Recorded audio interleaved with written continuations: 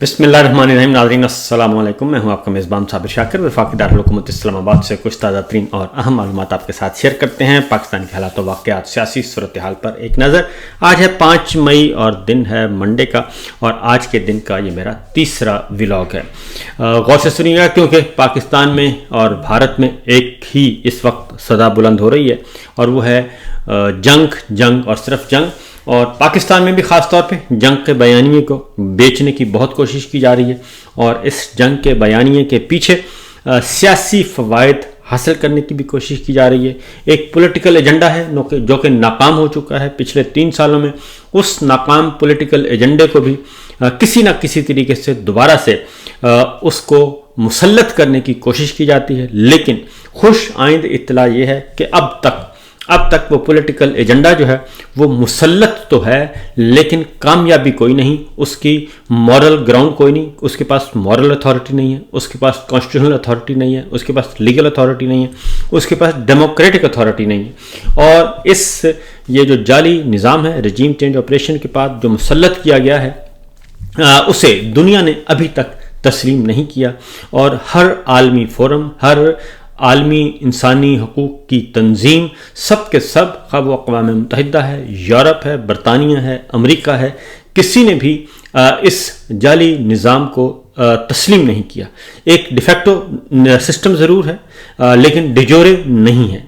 इसलिए एक चलचलाव का काम ज़रूर चल रहा है, लेकिन अदरवाइज़ अगर आप देखें तो पाकिस्तान स्टक है। पाकिस्तान में पिछले 3 सालों से किसी किस्म की कोई बेहतरी नहीं आई, बैरूनी सरमायाकारी नहीं आई।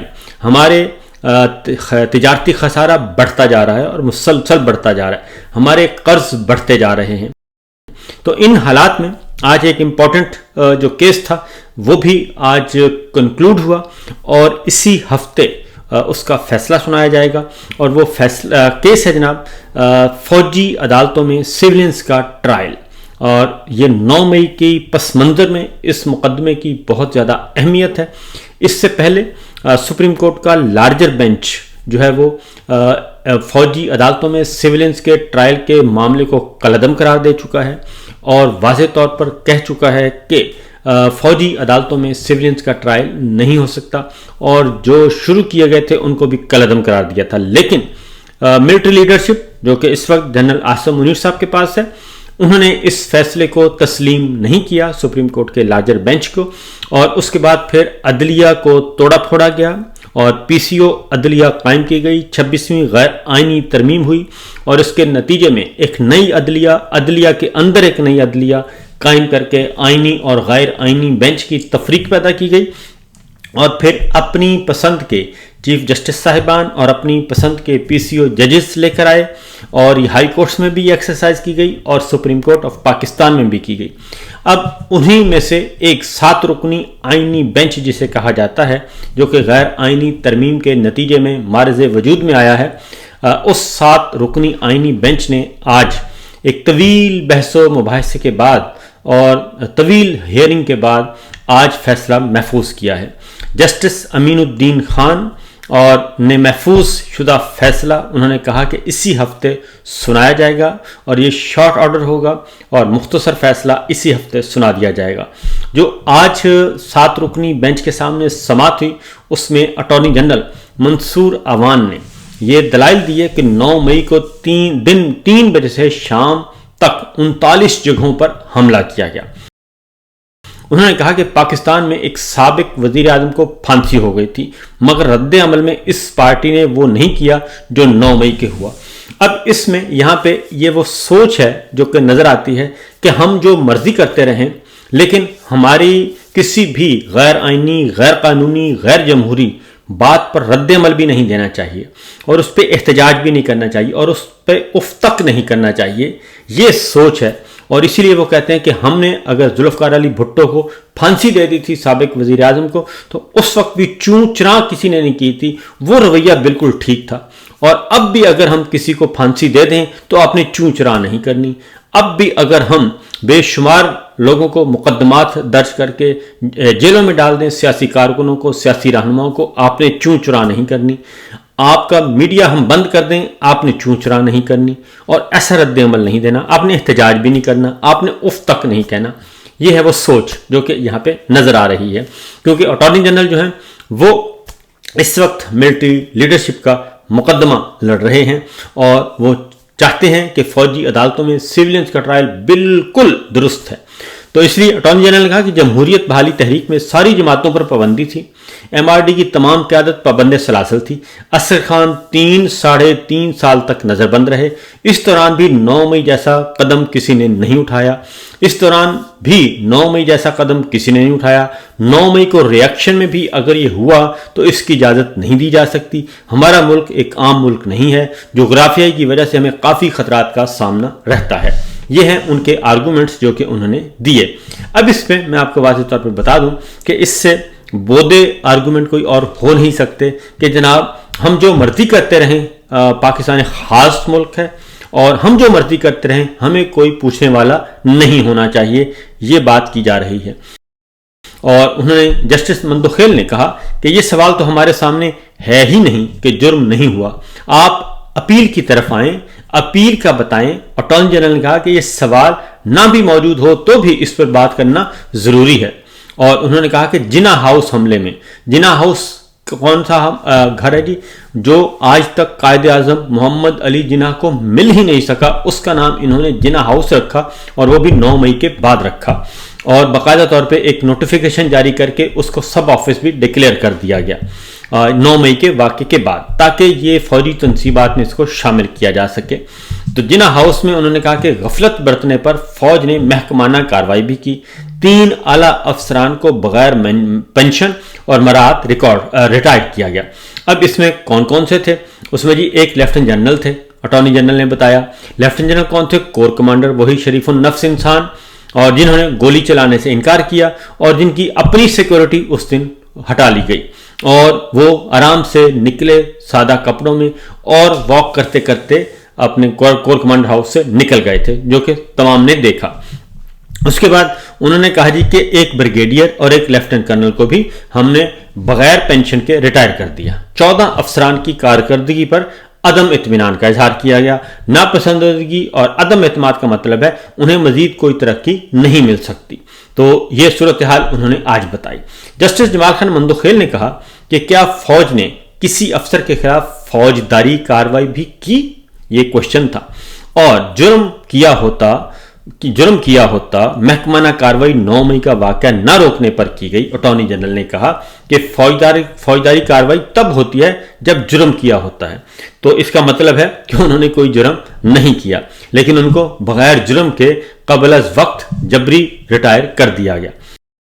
جسٹس جمال خان مندوخیل نے کہا کہ آرمی ایکٹ واضح ہے کہ محکمانہ کارروائی کے ساتھ فوجداری سزا بھی ہوگی، لیکن کسی کو فوجداری سزا نہیں دی گئی، کسی فوجی افسر کو سزا نہیں دی گئی، کسی فوجی اہلکار کو سزا نہیں دی گئی۔ اور سزا کس کو دی گئی؟ تمام سیولینز کو پکڑ کے اندر رکھا ہوا ہے، جس میں ہمارے بزرگ جو ہیں، خواتین اور مرد حضرات شامل ہیں۔ جسٹس اس میں سابق وزیر خارجہ شاہ محمود قریشی صاحب کو آپ نے اندر رکھا ہوا ہے، سابق وزیر اعظم عمران خان کو رکھا ہوا ہے، ڈاکٹر یاسمین راشد ہیں جو ابھی تک جیل میں ہیں، میاں محمود رشید ہیں، سینیٹر اجاز چودھری کی ضمانت ہو چکی ہے، ابھی تک وہ درمیان میں معلق ہے، اور اس کے بعد عمر سرفراز چیمہ صاحب کے بعد میاں محمود رشید وہ ابھی تک جیل میں ہیں۔ یہ سارے کے سارے ان کو جیلوں میں رکھا ہوا ہے، اور بہت سارے جو ہیں وہ 2 سال قید کاٹنے کے بعد رہا ہوئے۔ تو جسٹس نعیم ان کو تو سزائیں دی گئیں، لیکن کسی فوجی افسر کو سزا نہیں دی گئی۔ جسٹس نعیم افغان نے کہا کہ اٹارنی جنرل صاحب آپ غلط راستے پر چل پڑے ہیں، ہم نے 9 مئی کے واقعے پر میرٹ پر کسی کو بات نہیں کرنے دی، میرٹ پر بات کرنے سے ٹرائل اور اپیل میں مقدمات پر اثر پڑے گا۔ 9 مئی کی تفصیلات میں گئے تو بہت سے سوالات اٹھیں گے، 9 مئی پر اٹھنے والے سوالات کے جواب شاید آپ کے لیے دینا ممکن نہ ہو۔ جسٹس نعیم افغان نے کہا کہ کیا بغیر پینشن ریٹائر ہونے والا جنرل کور کمانڈر لاہور تھا؟ اٹارنی جنرل نے کہا جی، کور کمانڈر لاہور کو ہی بغیر پینشن ریٹائر کیا گیا۔ جسٹس نعیم اختر افغان نے سوال کیا کہ کیا corps commander Lahore trial court میں بطور گواہ پیش ہوئے ہیں؟ اٹارنی جنرل نے کہا کہ ٹرائل کورٹ سے جب اپیل آئے گی تو عدالت کو معلوم ہو جائے گا۔ جسٹس نعیم افغان نے کہا کہ یہی بات تو ہے کہ آپ جواب نہیں دے سکیں گے، بہتر یہ ہے باتیں نہ کریں۔ اور اٹارنی جنرل نے کہا کہ میں 9 مئی کے میرٹس پر بات نہیں کر رہا۔ پوچھا گیا اس کا جواب کیا دیا؟ جسٹس جمال خان نے کہا کہ ملک کے مستقبل کے لیے ہم سوال پوچھ رہے ہیں۔ اور جسٹس مسرت ہلالی نے کہا کہ ہمیں بھی اپنے پیارے ملک کے مستقبل کی فکر ہے۔ آرمی ایکٹ میں کتنی بار ترمیم ہوئی؟ اٹارنی جنرل نے کہا کہ آرمی ایکٹ میں متعدد بار ترمیم ہو چکی ہے۔ جسٹس ہلالی نے کہا کہ آئین میں ترمیم مشکل کام ہے، لیکن 26ویں ترمیم کر لی گئی۔ آرمی ایکٹ میں ترمیم کیوں نہیں کی گئی؟ آفیشل سیکرٹ ایکٹ میں ایسا کیا ہے کہ اس میں آسانی سے ہونے والی ترمیم بھی نہیں کی جاتی؟ اٹارنی جنرل نے کہا کہ فوجی عدالتوں کی سزاؤں کے خلاف اپیلیں دائر ہو چکی ہیں۔ اب تک 86 مجرمان اپیلیں کر چکے ہیں، باقیوں کو دائر کرنے کے وقت میں رعایت دیں گے۔ اور انہوں نے یہ بھی کہا کہ آج میں نے 45 منٹ مانگے تھے، جن میں سے 25 منٹ عدالتی سوالات کے تھے اور 20 منٹ صرف جسٹس جمال خان مندوخیل کے لیے رکھے تھے۔ جسٹس مندوخیل نے کہا کہ مجھے اپنا کوئی مسئلہ نہیں، ملک کے مستقبل کا سوچ رہا ہوں۔ آئینی بینچ نے، جو کہ میں سمجھتا ہوں کہ غیر آئینی ترمیم کے نتیجے میں معرض وجود میں آیا، انہوں نے کہا کہ فوجی عدالتوں میں سولینس کے ٹرائل کے فیصلے کے خلاف اپیلوں پر فیصلہ ہم محفوظ کر لیتے ہیں۔ اور جسٹس امین خان نے کہا کہ محفوظ شدہ فیصلہ اسی ہفتے سنایا جائے گا۔ اور اپیل کا حق دینے کے لیے سپریم کورٹ کا آئینی بینچ آبزرویشن دے، اٹارنی جنرل نے کہا۔ پارلیمنٹ کو قانون سازی کے لیے کہنے کی مثال میں ایک عدالتی فیصلہ موجود ہے، سابق آرمی چیف جنرل باجوہ کی مدت ملازمت میں توسیع کا فیصلہ۔ جسٹس محمد علی مظہر نے کہا کہ اس فیصلے میں تو پارلیمنٹ کو باقاعدہ ہدایات جاری کی گئی تھیں، پارلیمنٹ کو قانون سازی کے لیے 6 ماہ کا وقت دیا گیا تھا۔ جسٹس امین نے کہا کہ قانون ہی کالعدم ہو گیا تو اپیل کا سوال ہی نہیں ہے۔ اس کے ساتھ ساتھ اس دوران ایک اور کام بھی ہوا، اور وہ ہے کہ پاک بھارت کشیدگی کے تناظر میں عدالت کو حفیظ اللہ نیازی صاحب، جو کہ حسان نیازی صاحب کے والد ہیں، انہوں نے کہا کہ بھارت نے کوٹ لکھپت جیل اور جوہر ٹاؤن کو لاک کر رکھا ہے، یعنی وہاں پہ وہ حملہ کرنا چاہتا ہے بھارت۔ اور حفیظ اللہ نیازی نے روسٹم پر آ کے باقاعدہ طور پہ یہ بات کی، اور 5 منٹ تک انہوں نے کہا کہ میں بات کرنا چاہتا ہوں۔ حسان نیازی کو 10 سال قید کی سزا ہے، میرے بیٹے کو۔ خواجہ حارث نے فوجی عدالتوں کی جو تعریفیں کی ہیں وہ سن کر دکھ ہوا، قانون جس نے بھی توڑا اس کو سزا ملنی چاہیے۔ اور انہوں نے کہا کہ 2014 کے دھرنے میں وزیر اعظم ہاؤس، پارلیمنٹ، ریڈیو اسٹیشن پر حملے کیے گئے، ہجوم حملہ آور ہوا، وزیر اعظم کو وزیر اعظم سے باہر نکالنے کا منصوبہ تھا، لیکن کیسز عام عدالتوں میں چلے، اور 9 مئی کا جرم بیرونی سازش سے بڑا نہیں ہو سکتا۔ اور انہوں نے کہا کہ بھارتی میڈیا یہ چلا رہا ہے کہ بھارت نے پاکستان میں 2 مقامات کو لاک کر رکھا ہے، ایک کوٹ لکھپت جیل اور دوسرا جوہر ٹاؤن لاہور۔ میرا بیٹا بھی کوٹ لکھپت جیل میں ہے۔ جسٹس ہلالی نے کہا کہ ایسا کچھ نہیں ہوگا، بے فکر رہیں۔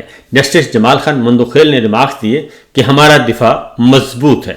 تو یہ سچویشن، یہ صورتحال آج رہی ہے جناب اس معاملے میں، اور اب یہ ایک اہم ترین مقدمہ جو ہے وہ مکمل ہوا، اور خدا کر کے مکمل ہوا، اور اب دیکھتے ہیں کہ اس کا فیصلہ کیا آتا ہے۔ ذاتی طور پر اگر مجھ سے کوئی پوچھا جائے تو اس سے کوئی بہت زیادہ امیدیں نہیں باندھنی چاہیے، کیونکہ یہ تمام کے تمام وہ جج صاحبان ہیں جنہوں نے ان میں جو اس بینچ کو لیڈ کر رہے ہیں، اور نعیم افغان ہیں، وہ آلریڈی جو ہیں اس معاملے میں جسٹس امین الدین جو ہیں اس بینچ کے سربراہ ہیں، وہ آلریڈی اس بارے میں اپنا مائنڈ اپلائی کر چکے ہیں۔ اور یہ فیصلہ اثر ہے کہ یہ فیصلہ کون لکھے گا، کہاں سے آئے گا، اور اس کو دیکھے گا کون، یہ ہے اصل کوشچن۔ یہ تو تھا 9 مئی کے حوالے سے۔ اسی طریقے سے 9 مئی کے حوالے سے آج ایک اور معاملہ بھی ہوا، اور وہ ہے کہ پنڈی میں انسداد دہشت گردی کی خصوصی عدالت نے 9 مئی کے پرتشدد مظاہروں کے دوران انہوں نے کہا کہ 20 افراد کو 6 ماہ قید اور 50 ہزار روپے جرمانے کی سزا سنا دی۔ اور یہ عدالت نے یہ فیصلہ ریلوے اسٹیشن پر حملے، توڑ پھوڑ اور سرکاری املاک کو نقصان پہنچانے کے مقدمے میں سنایا گیا۔ اور پروسیکیوٹر نے کہا تھا کہ ملزمان نے عمران خان کی گرفتاری کے بعد باقاعدہ منصوبہ بندی کے تحت ترنول ریلوے اسٹیشن کو نشانہ بنایا۔ اس طریقے سے اس میں سرکاری وکیل کے بیان میں عمران خان کا نام اس میں ڈالا گیا، اور دفعہ 164 کے بیانات کی بنیاد پر ان کو सजाएं सुनाई गई हैं और बाकी बहुत सारे को बरी भी कर दिया गया है। लेकिन पीटीआई क़यादत के खिलाफ दीगर मुकदमा आलिया हमजा और नईम पंजोता जो है उनकी ज़मानत में तोसी कर दी गई और इस दौरान सितंबर के एहतजाजी मुजाहरों के केसेस में पीटीआई रहनुमा हमजा और नईम पंजोता के अदालत में पेश हुए और उन्हें उबूरी ज़मानत की उबूरी ज़मानत में तोसी जो है वो 15 मई तक कर दी गई है। ये है सूरत हाल, ये है सिचुएशन। बाकी खबरें इंशाल्लाह अगले व्लॉग में। मैंने कहा कि ये जो अंदरूनी मुल्क की जो खबरें हैं इम्पॉर्टेंट, वो उनको हमें इग्नोर नहीं करना चाहिए। यह सूरत हाल है। इंशाल्लाह अब आपको अंदरूनी मुल्क की खबरें भी देंगे और बैरून मुल्क की। फिल वक्त दीजिए इजाज़त। अल्लाह हाफिज़।